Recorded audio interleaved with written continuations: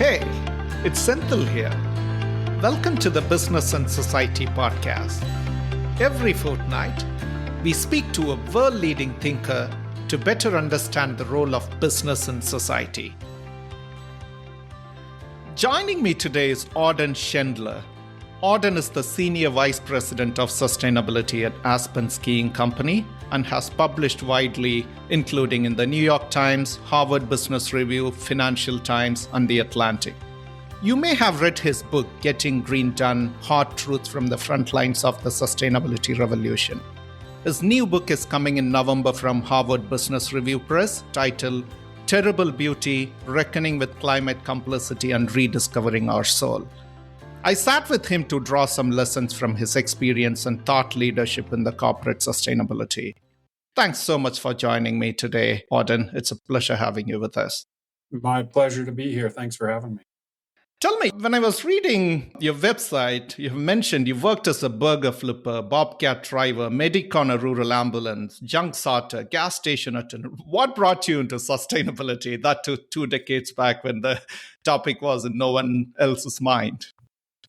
Yeah, there was nothing to study in that era, so I studied biology. And then I went out into the world with this notion of wanting to do something environmental. But kids who just graduated from college have no skills, and I was in the West, so I had to do whatever job I could. And really my path was to always be looking for that opportunity to do the thing I wanted to do. But before I did that, I ended up flipping burgers and driving a bobcat. And, it took a while to get there. Well, in the past 2 decades, there has been a massive uptake in corporate sustainability efforts. Is it working or making the impact we need in the world? Yeah, the 1 minute summary of my career is that I was at the vanguard of that movement. And the vision of the movement was that climate's a hard problem. Business is nimble, it's autocratic, it's powerful, it's influential, and it can be the agent of change on climate. And I believe that. There were stories about changing light bulbs and saving 100%. Like when you change the light bulb, you start saving money. And it was wonderful. And they're cascading benefit stories where the light bulb isn't giving off heat, so your air conditioning goes down. So I bought into that 100%. And the story of my career is that I slowly got disillusioned in the notion that that would solve the climate crisis or that it could.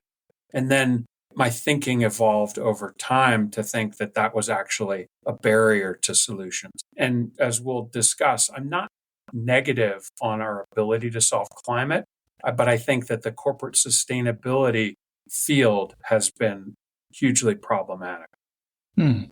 You wrote, and I quote, sustainable business practices haven't just been a distraction, nor a dodge of hard, controversial work, nor even intentionally duplicitous.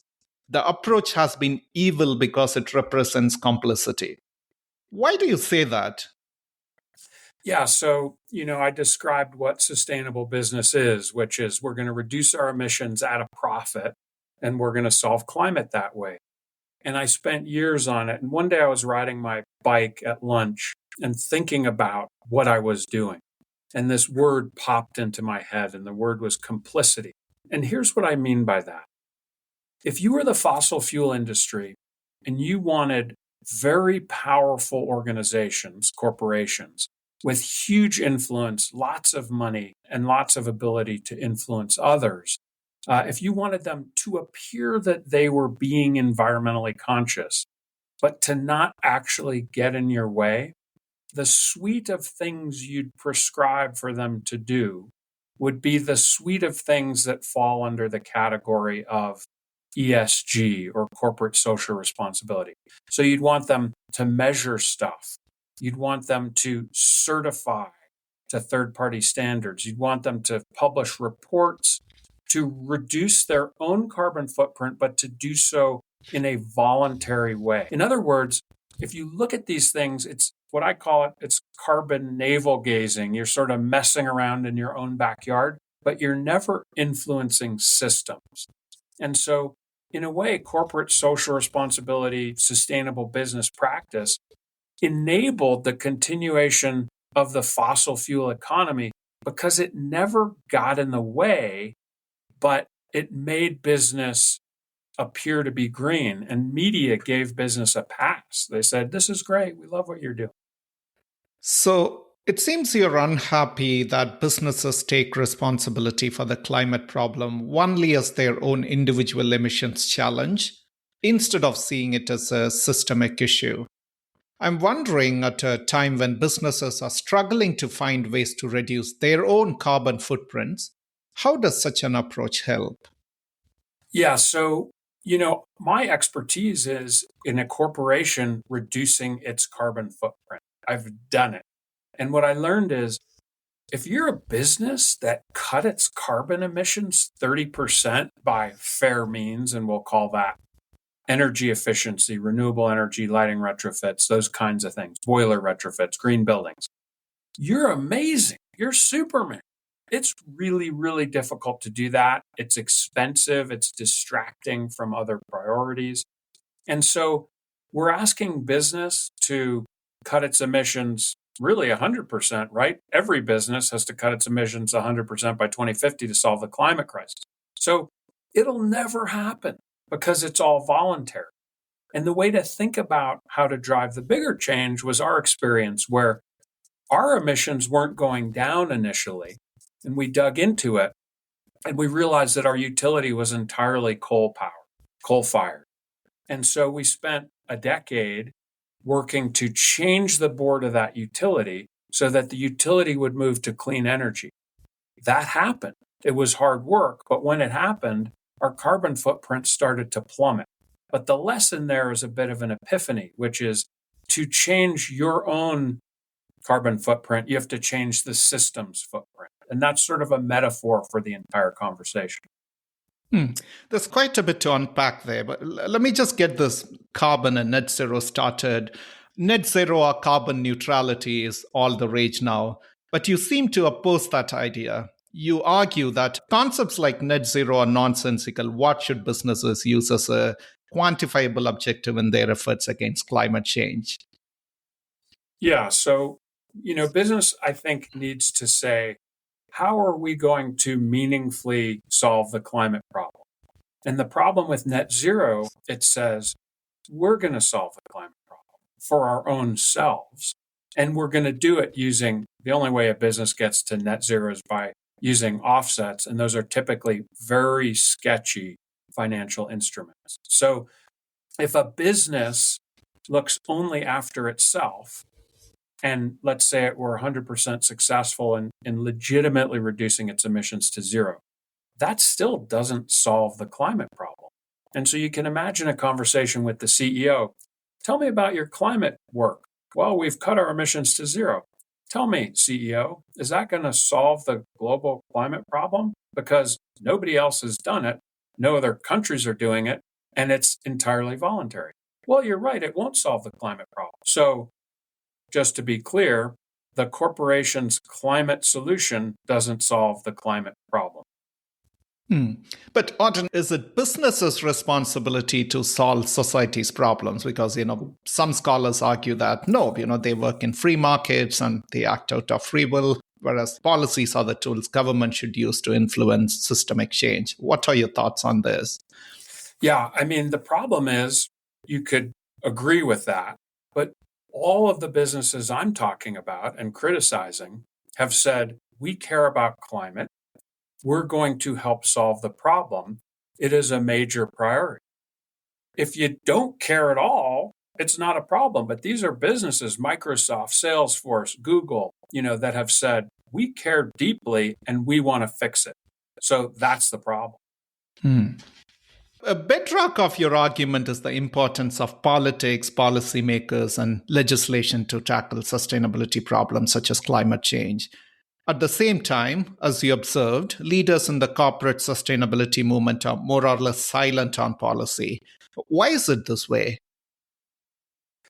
If you're a corporation, you're very twitchy about sticking your head up on public policy, especially publicly traded corporations. So if you take a position on tax policy, that makes sense. It's going to improve your, revenue and so forth. If you take a position on climate, it's seen as ancillary to the mission of the business. And so that subjects CEOs to enormous public criticism. Now, my feeling is, and this gets at your earlier question about the role of business, my feeling is that in the modern world where we're seeing catastrophe after catastrophe, Europe is seeing some of the worst flooding in 20 years, but it happens every year. Climate is obviously an impact to business, supply chain, everything it does, customer base, manufacturing. And so my sense is business is starting to understand, and at the very least ought to care about solving this problem systemically. So there seems to be a case for that now in the same way that business wants governance, right? We want a good system of laws, and we might advocate for that. Well, that's a stable society. Another aspect of a stable society is a stable climate.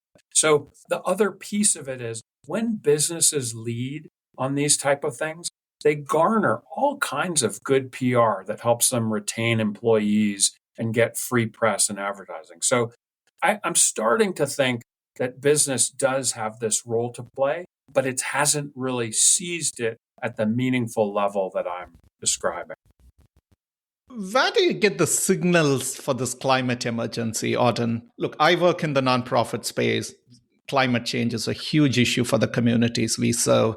But after reading your work, the urgency you have shown, the impatience you have to solve this problem is clearly visible. And is it because you work in a skiing company where you see ice around? Or what is the trigger? Right.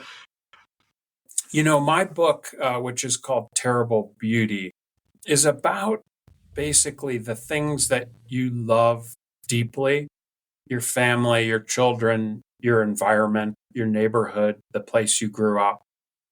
And then knowing, because of what we understand about climate science, that those things are all threatened. And that is a terrible beauty. It's a horrifying thing to experience. And yet it's also a human thing, right? We're all mortal, so all those things are threatened by mortality anyway. The urgency comes from this feeling that we have this small window in time, and now is the time. And we have this opportunity to fix it.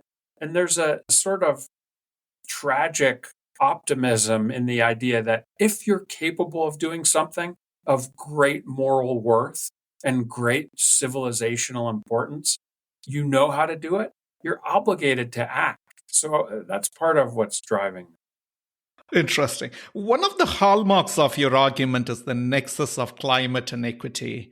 You have argued that the social justice revolution now happening in American streets is the climate revolution. Please help us understand this. What do issues such as racial or gender equity have to do with climate change? Yeah. So there are many different connections that I lay out in my book, but one of the most practical issues with the environmental movement globally has been it's been too small. It's always been the sport of the elite.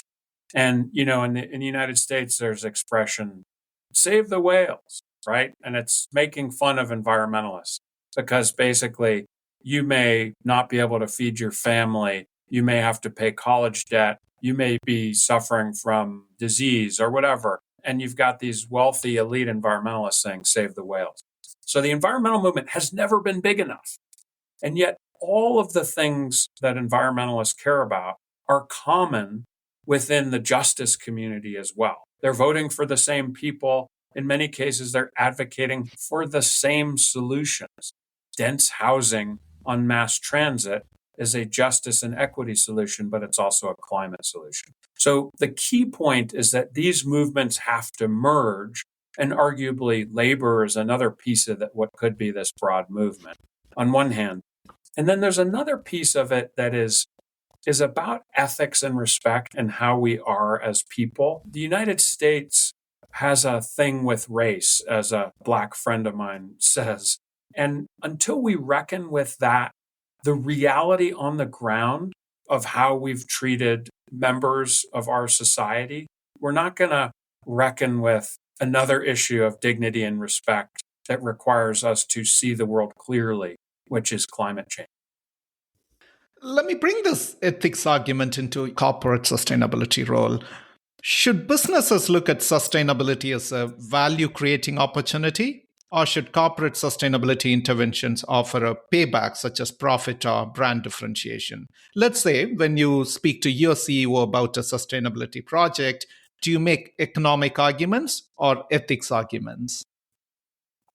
I've long argued that if you try to pursue sustainability purely based on economics, you're going to fail. Because as we discussed, you can cut a certain amount of emissions at a profit, but then it gets really expensive. And so I'm more and more leaning into ethical arguments that are tied to, you know, what we care about as human beings. And that's a corporate issue because in the workforce today, it's hard to get quality employees and retain them. And our sustainability work in our business does that. We hear that all the time. But another piece of this is that there seems to be, like, climate change is a big global problem that is in everyone's faces. Young customers, young employees all understand it, and it ranks very highly in polling on what people care about. So I just believe there's a business case that you can't monetize with hard numbers. That is, leadership in this arena, in addition to protecting your business, is going to attract customers and employees and get you good PR. And this is an important point. No corporation has actually seized the banner as the obvious leader on climate change. And yes, Patagonia and Ben& Jerry's, but those are exceptional companies with ownership from the beginning that was very progressive. I'm talking about big publicly traded companies.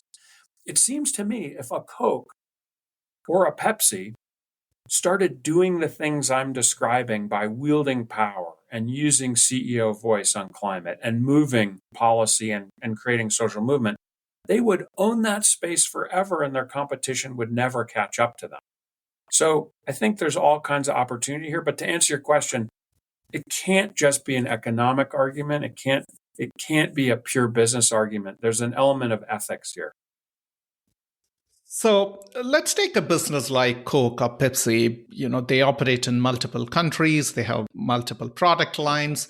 And of course, there are multiple sustainability issues they can get in and try to solve. I speak to a lot of business leaders. One of the biggest challenge I see in the corporate sustainability space is about prioritizing. You advise businesses to ask, what is our greatest area of leverage when tackling sustainability issues? Is it the same as materiality assessments? How are businesses doing here? Yeah, materiality assessment is part of what I call the complicity problem. Those are basically looking at how environmental change affects your business, which makes no sense. It's really, if you care about climate, it's how your business is affecting the climate.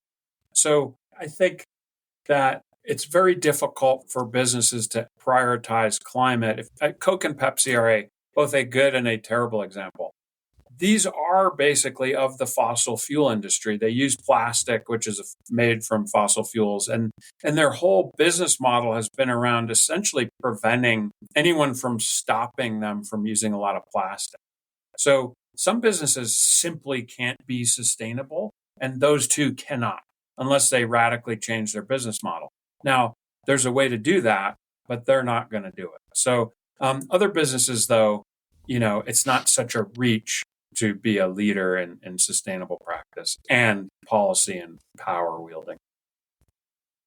Auden, what is the central argument of your forthcoming book, Terrible Beauty? The subtitle talks of climate complicity. Is the book addressed primarily to corporations or individuals as well? No, and here's my chance to sell the book a little bit. But, if I'm in this field and so are you, and if you hear, hey, there's another climate book coming out, my response is, I don't care. I've read them all. They're all boring. I don't want to read it. So this is a climate book for people who have that reaction. It opens with my friends and I chasing a dust devil in the desert. The first chapter is about my son chopping wood. So this is part memoir. It's part history of the failure of the modern environmental movement. It's part polemic about how we can drive change, but it's interspersed with stories about family and life, because we'll never solve this big global systemic problem unless we tap into basically our souls that are threatened by the problem. The essential argument of the book is that the modern environmental movement has failed. We need to think differently about it. And I lay out how to think differently around wielding power and driving big systems change instead of rinky dinking around the edges of the problem. And then the other part of the thesis is that the thing that will motivate us is our profound love of existence, the beauty of the world, our families. This is just so powerful to all of us. And one of the contradictions I point out is if you ask an American citizen or a global citizen, what do you care about? They say, my family, my children, my faith, my community. And then if you say, well, there's a threat to all of that. It's called climate change. What are you doing about it? And they'll literally basically answer with nothing. I don't even vote. Like that's the extent of at least American lack of concern. Or maybe they recycle and drive a Prius, but their fixes don't scale with the level of love and passion they have for these things they care about. That's fascinating, Auden. I very much look forward to reading this book. Auden, let's move to the segment How I Did It, where we ask all our guests 3 personal questions to draw lessons from their life and career. How do you handle conflicting views or setbacks? I've always viewed my work as I've used metaphors like a street fight or a bar fight or trench digging. And those are all things that you grind through. So you try one thing and it doesn't work, and you try another thing and you don't give up. I don't know if you've seen the film Cool Hand Luke, where Paul Newman gets knocked out in a fight, but he gets up, and he gets up like 50 times. And that's sort of the battle. And the point is, I see all important human struggles as basically continuous defeat with small patches of light. And so that approach has allowed me to do that. If you don't solve it one way, you try another. You slowly educate people to get them on your side. You evolve the way the corporation thinks. And so that's the philosophical approach of it. Interesting. In your experience, what are 1 or 2 essential skills required for sustainability leaders? These are the same skills that you need in anything, which is you have to be a human being. And so you have to look people in the eye. You have to care about them. You have to be friendly. You have to listen to them. You can't think you're better than them morally. You can't condescend. You have to treat every person equally. So you have to treat the least important person in a room full of celebrities as important as the president of the United States. So those traits, these are human traits that, if you look at the core of most world religions, this is what they tell you to do. Treat people well, treat them as if they were you. And that is more important. Communicating and being human is so much more important than being able to dial in an Excel spreadsheet. Finally, can you recommend a book or 2 on sustainability to our listeners? I want to recommend 2 books. One is Naomi Oreskes and Eric Conway's book, The Big Myth, which is about how free market ideology kind of took over the United States and the strategies that the right used to make that happen. And the reason that's really important to my field is all of corporate sustainability is just an expansion of this idea that regulation is unnecessary and that free markets can solve all our problems. And climate's the ultimate example of you need regulation. And even interestingly, even the forefathers of the free market neoliberal ideology, Friedrich Hayek being one of them, even he said we need regulation. So it was never part of that ideology. And then the other book, guests on your show typically don't recommend books they haven't read yet, but this has just come on my radar, and it's really something that I think is relevant. It's called The Unaccountability Machine. Why Big Systems Make Terrible Decisions and How the World Lost Its Mind by a guy named Dan Davies. And he argues that big systems like governments, for example, they can act like artificial intelligence in the sense that they make their own decisions and produce outcomes that you didn't want. And this is sort of what we're seeing in American society. A lot of the things that are happening, say, in the United States, nobody wants. And even the right doesn't want. And yet we're here. And that's because of this interesting problem that Davies lays out. Interesting. One last question, because you raised this polarization. We see this phenomenon across the world in terms of geographic polarization or ideological polarization. Would you see this will have any impact on corporation sustainability efforts, particularly multinationals operating in many regions and countries?